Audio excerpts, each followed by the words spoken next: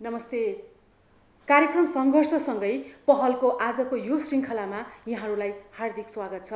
यहाँहरूलाई थाहा छ, जब यो कोभिड-19 को सङ्क्रमणले विश्वलाई एउटा सन्तासमा ल्यायो र नेपालमा पनि जब हामी एउटा घरभित्र बस्नुपर्ने बाध्यताको सुरुवात भयो, त्यो दिनदेखि आजसम्म हामी निरन्तर कोभिड-19 को सन्दर्भलाई महिलाका विभिन्न पक्षहरूसँग जोडेर यहाँहरू समक्ष त्यो पक्षलाई प्रस्तुत गर्दै आइरहेका छौँ। र हाम्रो कार्यक्रमले धेरै सन्दर्भमा धेरै विषयमा सम्बन्धित निकायको ध्यानाकर्षण गरेको र यहाँहरूले पनि त्यसबाट धेरै कुराको जानकारी पाउनु भएको प्रतिक्रिया हामीलाई प्राप्त भइरहेको छ। यसको निम्ति हामी आभार व्यक्त गर्न चाहन्छौँ। यसै सन्दर्भमा आज एउटा अर्को महत्त्वपूर्ण विषयका साथ हामी उपस्थित भएका छौँ। जबदेखि हाम्रो देशमा एउटा बन्दाबन्दीको अवस्था सृजना भयो, त्यो दिनदेखि आजसम्मको तथ्याङ्कलाई हेर्ने हो भने हरेक 2 दिनमा एक महिला अथवा भनौँ एक आमाको मृत्यु भएको खबर छ। आमा अर्थात् हामी यहाँ मात्र मृत्युलाई जोडिरहेका छौँ। त्यति मात्रै होइन कि यो समयमा 200 भन्दा बढी नवजात शिशुहरूले ज्यान गुमाउनु परेको तथ्याङ्कले हामीलाई दुःख लागेको छ र हामीलाई झस्काइ पनि दिएको छ। यो सन्दर्भ महिलाहरूले त्यो विशेष अवस्थामा पाउने स्वास्थ्य सेवासँग जोडिन्छ। अनि एउटा तथ्याङ्क यहाँ हामीले भन्नै पर्ने हुन्छ, सामान्य अवस्थामा पनि नेपाली महिलाहरू मध्येमा मात्रै 55% को हाराहारीले स्वास्थ्य संस्थामा गएर बच्चा जन्माउने अथवा यस सम्बन्धी सेवा लिने गरेको तथ्याङ्क छ।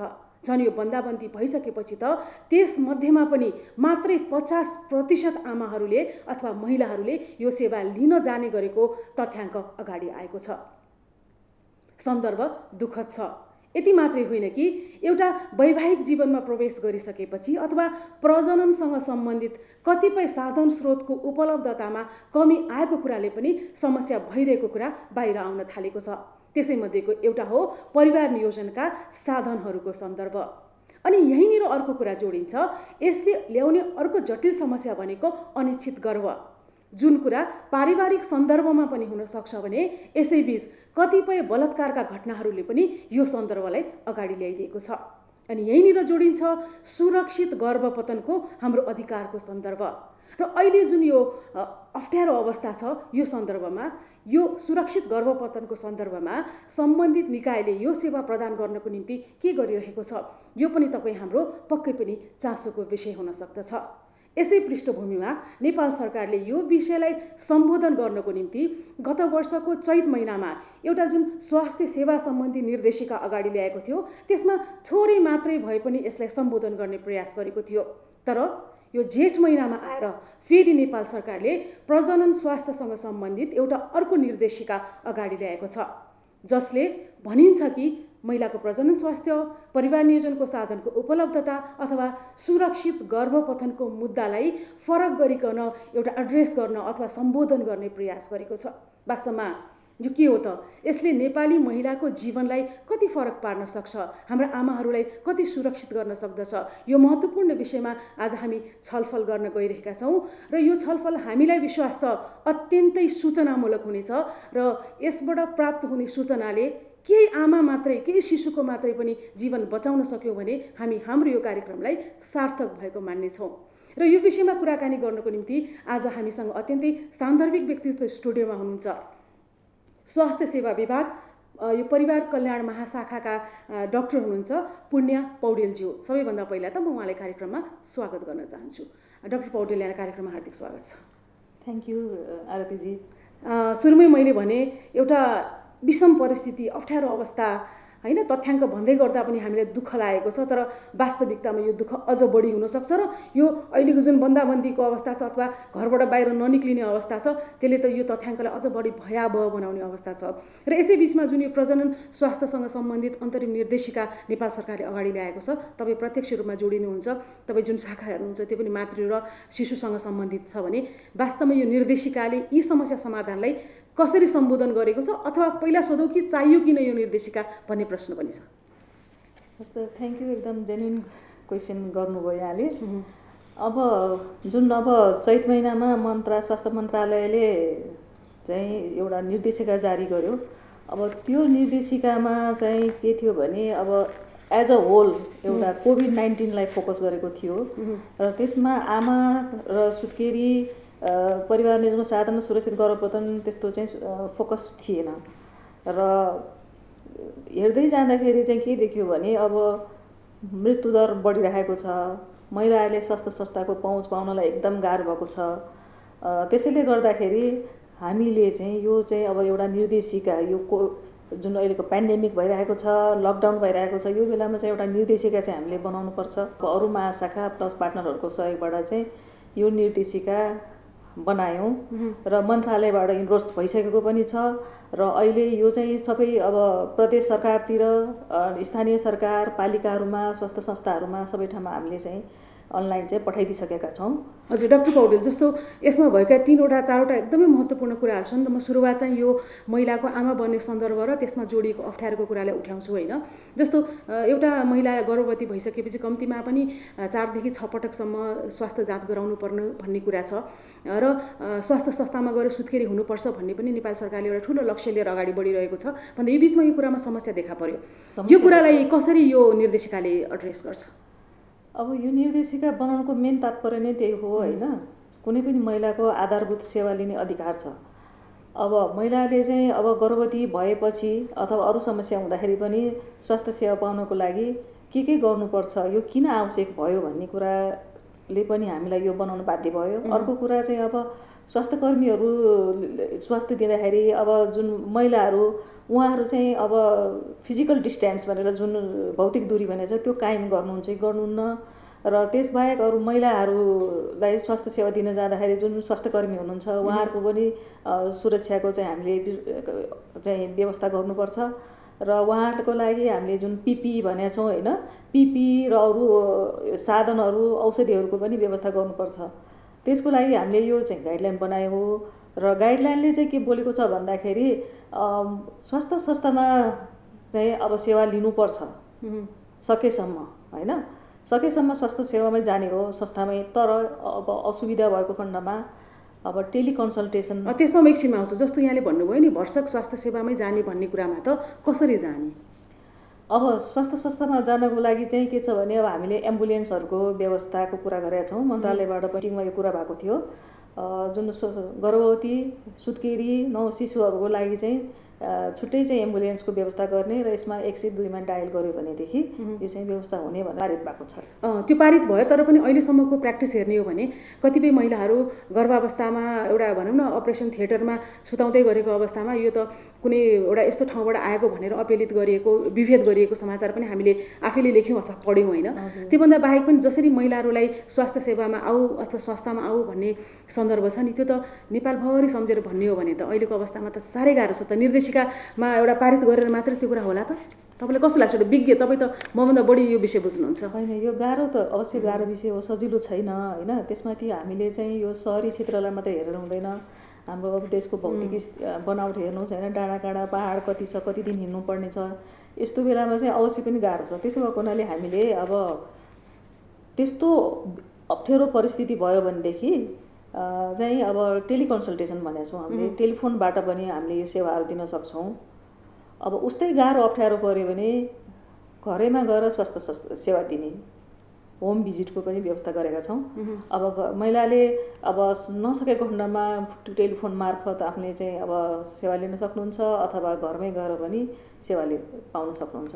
एकदम राम्रो र महत्त्वपूर्ण कुरा छ। तर कार्यक्रम हेर्दै जाने हाम्रो दर्शकहरूलाई कौतूहलता हुनसक्छ, फोन चाहिँ कहाँ गर्ने होला? फोन गर्नलाई चाहिँ के छ भने अब जुन हाम्रो अब्स्टेट्रिक एन्ड गाइनोकोलोजिस्टहरू जुन छ उहाँहरूको चाहिँ फोन नम्बरहरू, नेसोक भन्ने हाम्रो ओबिजिवाइनहरूको एउटा अर्गनाइजेसन संस्था हो, त्यहाँबाट 50 जना जति गाइनोकोलोजिस्टहरूको नम्बर पनि यो हेल्पलाइनमा राखेको छ।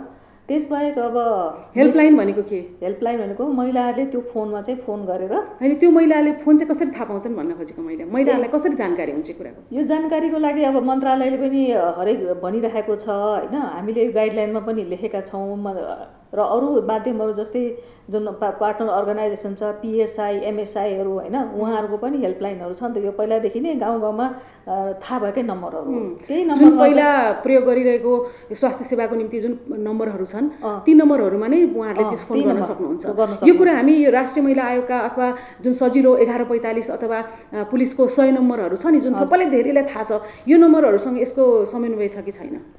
यो नम्बरहरूसँग समन्वय छैन यो होइन। गर्दा राम्रो हुन्छ होला नि होइन? गर्दा त राम्रो हुन्छ, तर सुरुमा के भनेको थियो नि, महिलाहरूलाई अथवा कुनै पनि बिरामीलाई यदि अस्पताल पहुँच गर्न ट्रान्सपोर्टेसनको दुःख भयो भने 100 नम्बरमा फोन गरेर जाने भनेर चाहिँ त्यो चाहिँ थाहा छ।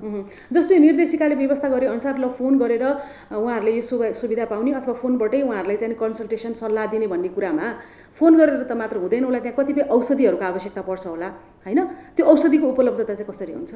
महिलाहरू एकपटक आउँदाखेरि 3 महिनालाई पुग्ने चाहिँ साधन औषधि आइरन फोलिक एसिड ट्याब्लेटहरू दिनु, अब पिल्स कन्डम चाहिएको बेलामा पनि 3 महिनालाई दिनु होइन, ताकि पटक पटक आउन नपरोस् भनेर त्यसरी चाहिँ हामीले एकैपटक वितरण गर्नु भनेर खबर पठाएका छौँ। अब त्यसबाहेक पनि उहाँहरूले अब जुन हाम्रो महिला स्वास्थ्य स्वयंसेविकाहरू हुनुहुन्छ उहाँहरूलाई चाहिँ हामीले गाइडलाइनमा लेखेका छौँ कि महिला स्वास्थ्य स्वयंसेविकाहरूलाई चाहिँ परिचालन गर्ने भनेर। तथ्याङ्कले के भन्छ भन्दाखेरि लगभग 30 देखि 35% हाराहारीमा अहिले नेपालमा जति पनि स्वास्थ्य संस्थामा आउनुहुन्छ ती आमाहरूको शल्यक्रियाद्वारा बच्चा जन्माउने काम चाहिँ भइरहेछ, जुन अत्याधिक छ नेपालमा भन्ने सन्दर्भ छ होइन? त्यस्ता महिलाहरूले चाहिँ फोनबाटै सेवा दिँदाखेरि चाहिँ कतिको जटिलता हुन सक्ला?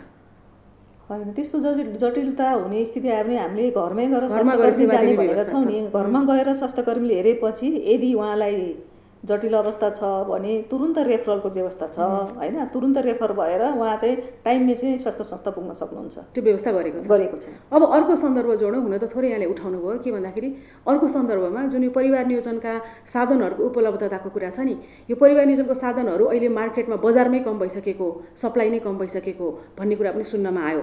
र अर्को भयावह अवस्था के छ भन्दाखेरि लाखौँको सङ्ख्यामा युवाहरू भित्रिँदै हुनुहुन्छ र परिवारमा जानुहुन्छ र एउटा अनिश्चित गर्भ हुन सक्ने सम्भावना धेरै छ, जुन चाहिँ नि गर्भपतनमा गएर जोडिन्छ होइन?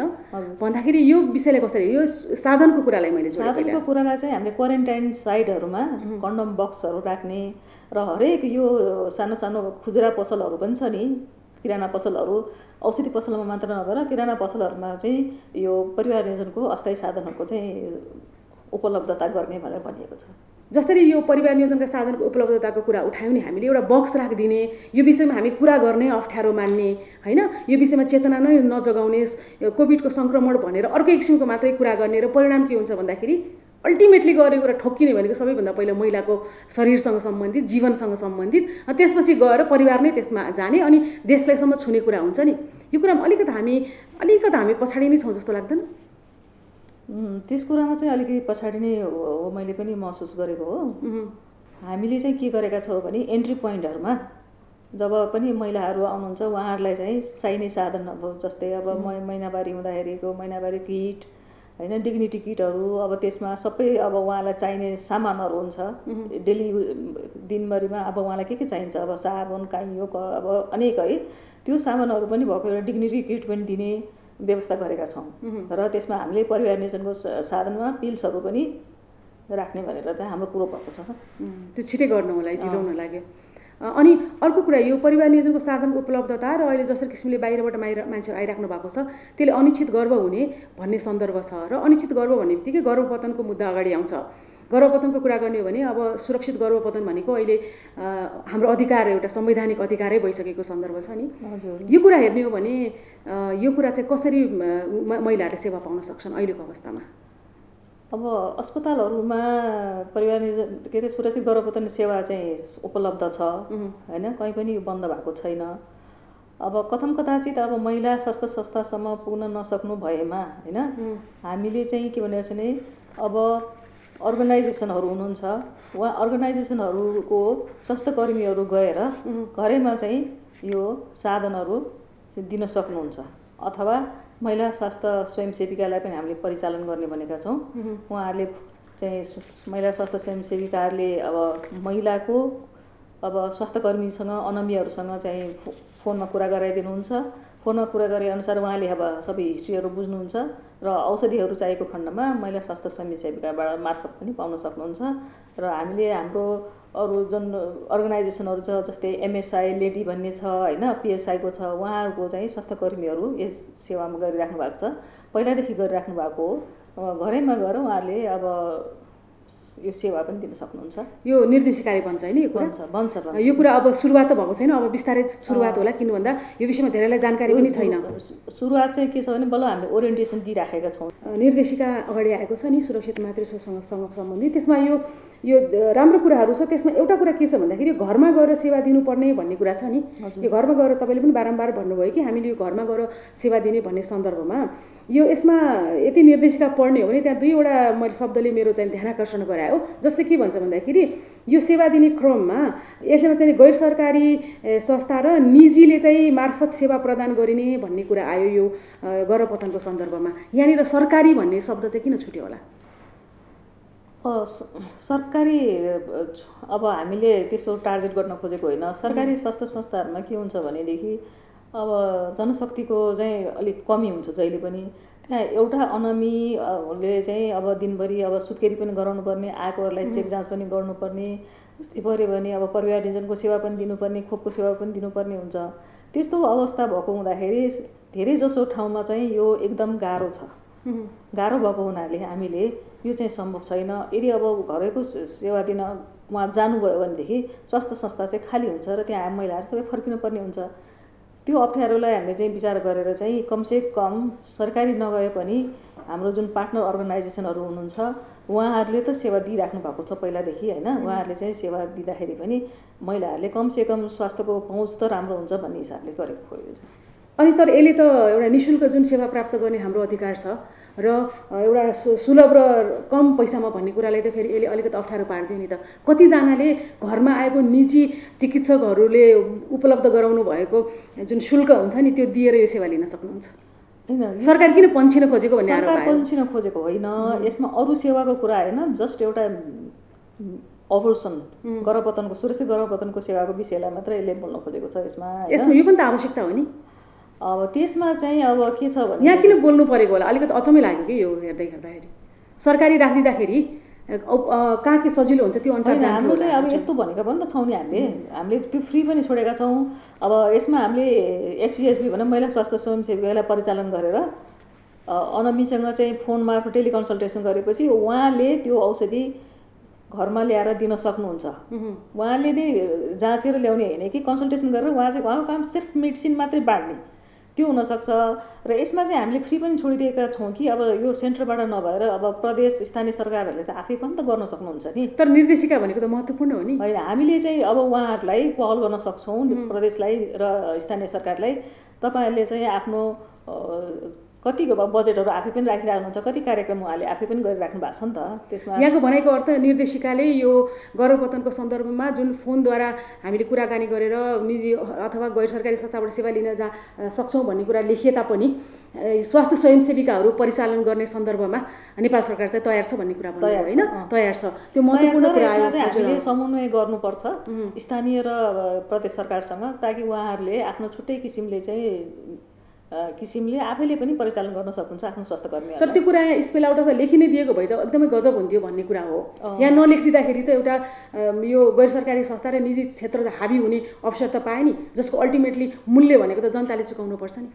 त्यो चाहिँ लेखिएको भए राम्रो हुन्थ्यो। अब लेखिएको चाहिँ छैन। हजुर, तर हामीले चाहिँ उहाँलाई छुट्टै उहाँहरूसँग यसमा बहस गर्न सक्छौँ। हो, निश्चय पनि यो महत्त्वपूर्ण सन्दर्भ अगाडि आएको छ। यसमा केही कुरा छुटेको होला, केही कुरा जोड्नुपर्छ होला। त्यो त एउटा चेतनशील व्यक्तिहरूले पनि फरक पार्न सक्छन् भन्दा यहाँ जस्तो मान्छेले जब त्यो छलफलको कुराहरू राखिराख्नु भएको छ, जानकारी दिने सन्दर्भ राखिराख्नु भएको छ नि, त्यो सन्दर्भमा यदि यो कुराहरू पनि उठाइदिनु भयो भने कि स्वास्थ्य स्वयंसेविकाको भूमिकादेखि लिएर होइन, हामीले त्यही नै विचार गरिरहेका छौँ। उहाँहरूसँग चाहिँ हामीले छुट्टै बहस गर्छौँ यस्तो विषयमा र उहाँहरूबाट आफ्नै बजेटबाट राख्न सक्नुहुन्छ।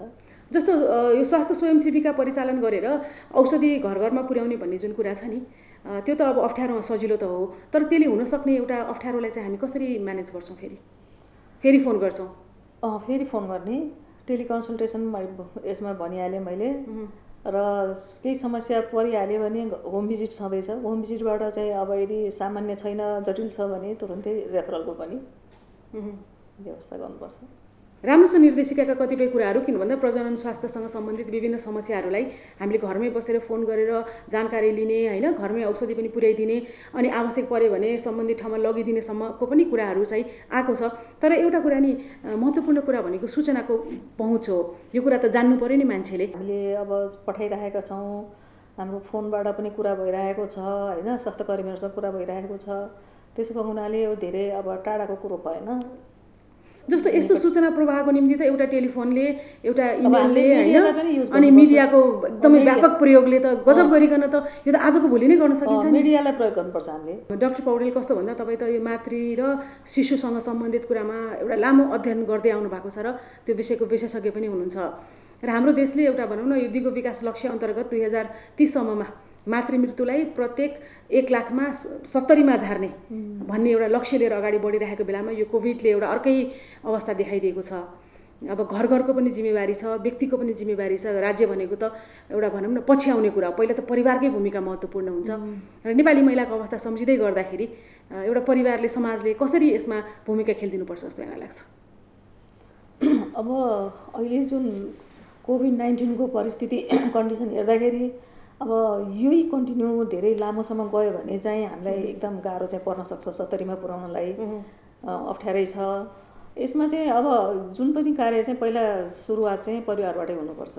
परिवारकै चाहिँ सहयोग हुनुपर्छ महिलालाई होइन। कुनै पनि महिला गर्भवती हुनसाथ उसलाई के सुविधा चाहिएको छ भन्ने कुरा श्रीमानबाट, घर सास ससुराबाट सहयोग भएन भनेदेखि त्यहीँबाट नै अब्स्ट्रक्सन सुरु हुन्छ।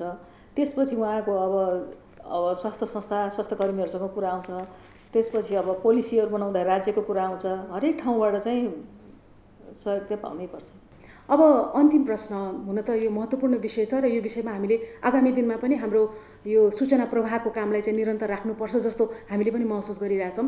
अन्तिममा यो निर्देशिकामा भएका कुराहरू यो एउटा भनौँ न तपाईँहरूको विभागले, तपाईँहरूको महाशाखा अथवा शाखाले मात्रै लिएर जाने होइन कि आज कार्यक्रम हेर्दै जाने तमाम व्यक्तिहरूले पनि यदि यो निर्देशिकाबारे जान्न चाहन्छन्, बुझ्न चाहन्छन् भने उहाँहरूले कहाँ सम्पर्क गर्नु पर्ला, कुन वेबसाइट हेर्नु पर्ला होइन? र तपाईँहरू चाहिँ नि हरेक व्यक्तिसँग अथवा विशेष गरेर अहिले हामीले स्थानीय तहलाई जोड्न खोजे उहाँहरूबाट चाहिँ नि यो समस्या समाधानमा, यो निर्देशिकालाई अझ अगाडि लानमा कस्तो सहयोगको आशा गर्नुहुन्छ? अब यो निर्देशिका चाहिँ हामीले मन्त्रालयको वेबसाइटमा, परिवार कल्याण महाशाखाको वेबसाइटमा राखेका छौँ। प्लस सबैको चाहिँ मेलबाट पनि हामीले राखिदिइसकेका छौँ। प्रायः स्वास्थ्यकर्मीहरू र हाम्रो जुन स्वास्थ्य संयोजकहरू हुन्छ, पालिकाको मेयरहरू हुनुहुन्छ, उहाँहरू सम्पूर्णलाई चाहिँ यो पठाइसकिएको छ। र यसमा चाहिँ अब उहाँहरूले चाहिँ पक्कै पनि यसलाई मनन गरेर अब महिलाहरूलाई पनि यसबाट सेवा दिन चाहिँ सक्नुहुनेछ। महिलाहरूले सेवा पाउनेछन्। महिला दिदीबहिनीहरूलाई अब आफू पनि सुरक्षित बसौँ, सुरक्षित गराउँ सबैलाई होइन। र आफू गर्भवती भएमा अथवा सुत्केरी पश्चात केही समस्या आएमा समस्याको चाहिँ तुरुन्त उजागर गरौँ।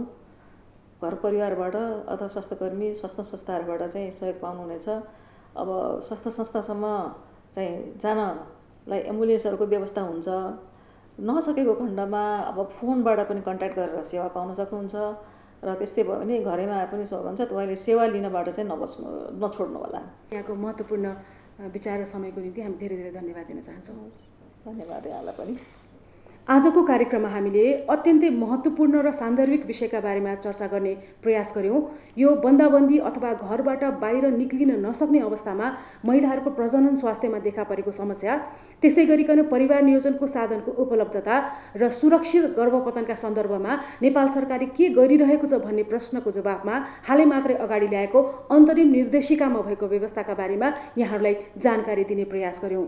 निश्चय पनि एउटा राम्रो प्रयास भएको छ र यसले धेरै फरक पार्न सक्ने अवस्था पनि छ। तर महत्त्वपूर्ण सवाल हो लक्षित समूहसम्म यसको सूचना कसरी पुग्छ र सेवा प्रदायक संस्था अथवा सम्बन्धित निकायहरूले यसलाई कसरी बुझ्छन्।